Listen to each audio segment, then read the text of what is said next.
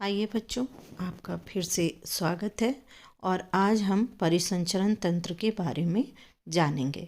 बच्चों, परिसंचरण तंत्र को हम कार्डियोवास्कुलर सिस्टम के रूप में भी जानते हैं और ये शरीर में ऑक्सीजन, हार्मोन, पोषक तत्वों यानी न्यूट्रिएंट्स को विभिन्न अंगों तक पहुंचाता है और वहाँ के वेस्ट प्रोडक्ट यानी अपशिष्ट पदार्थ को शरीर से बाहर करता है।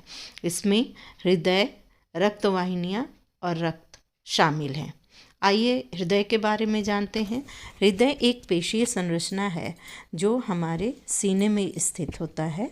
यह एक पंप की तरह कार्य करता है जो रक्त को शरीर में धकेलता है। इनमें 4 कक्ष होते हैं।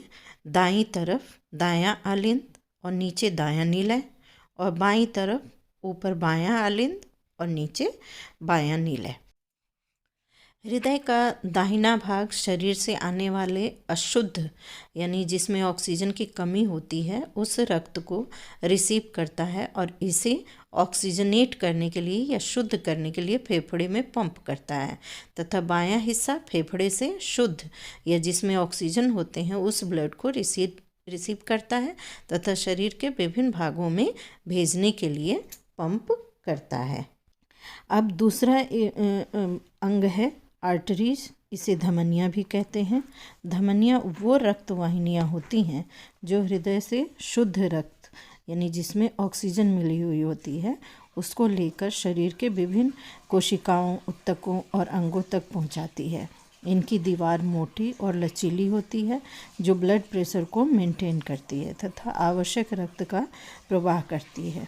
ये आर्टरीज यानी धमनियाँ जो हैं छोटी छोटी धमनिकाओं या आर्टरियोल्स में बटी होती हैं।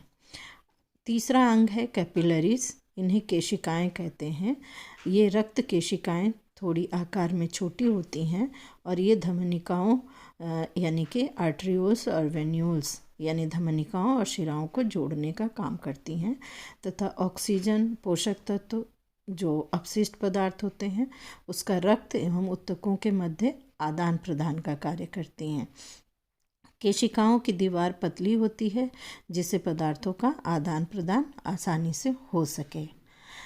अब है वेन्स। इसे शिराएं कहते हैं। शिराएं वो रक्तवाहिनियाँ होती हैं जो शरीर से अशुद्ध रक्त को लेकर फेफड़े तक पहुंचाती हैं और इनकी दीवार धमनियों की अपेक्षा थोड़ी पतली होती है। इनमें वॉल्व होता है जो रक्त को पीछे जाने से रोकता है। वेन्यूल्स मर्ज होकर यानी आपस में मिलकर एक बड़ी शिरा के रूप में बन जाती हैं। अब है रक्त। यह एक तरल संयोजी ऊतक है क्योंकि इसमें तरल के साथ साथ अनेक कोशिकाएं भी होती हैं, इसलिए इसे तरल संयोजी ऊतक कहते हैं। इसमें प्लाज्मा, लाल रक्त कणिका, श्वेत रक्त कणिकाएं और प्लेटलेट्स होते हैं। आइए एक एक करके इनके बारे में जानते हैं। ये लाल रक्त कणिकाएं हैं। ये गोल तस्तरी नुमा और दोनों ओर पिचकी हुई होती हैं। प्रत्येक लाल रक्त कणिका प्लाज्मा झिल्ली के आवरण से ढकी होती है और इनमें केंद्रक नहीं होते हैं। इनमें हीमोग्लोबिन नामक रंग युक्त प्रोटीन होता है और इसी के कारण इसको लाल रंग मिलता है। लाल रक्त कणिकाएं हड्डियों में अस्थि मज्जा में बनती हैं और ये ऑक्सीजन और कार्बन डाइऑक्साइड का परिवहन करती हैं। श्वेत रक्त कणिकाएं ये बड़ी और केंद्रक युक्त होती हैं। अमीबा के समान इनका आकार होता है। ये रंगहीन होती हैं और प्रतिरक्षा का कार्य करती हैं जिससे शरीर में रोग उत्पन्न ना हो। प्लेटलेट्स ये आकार में बहुत छोटी, केंद्रक विहीन और द्विउत्तलीय यानी बाई कॉन्वेक्स प्लेटनुमा होती हैं। इनका आयतन रक्त में 1 घन मिलीमीटर में 2 से 5 लाख तक होती है और ये रक्त का थक्का बनने में सहायता करती हैं। अब आइए प्लाज्मा के बारे में जानते हैं। यह हल्का पीला, साफ, चिपचिपा और पारदर्शी तरल पदार्थ है। इसमें 90% जल और 10% कार्बन और अकार्बनिक पदार्थ होते हैं। इस प्रकार रक्त में प्लाज्मा जैसे तरल पदार्थ के साथ ही कोशिकाएं भी होती हैं और इसी कारण इसको संयोजी ऊतक कहते हैं। अब आइए जानते हैं कि हमारे शरीर में रक्त का परिसंचरण कैसे होता है। शरीर के विभिन्न अंगों और कोशिकाओं से अशुद्ध रक्त शिराओं के द्वारा महाशिरा में पहुंचता है और यहाँ से यह हृदय के दाएं आलिंद में जाता है, दाएं आलिंद से दाएं नीलय में, और फिर इसे पंप करके हृदय जो है फुफ्फुस शिरा के द्वारा फेफड़े में भेजता है।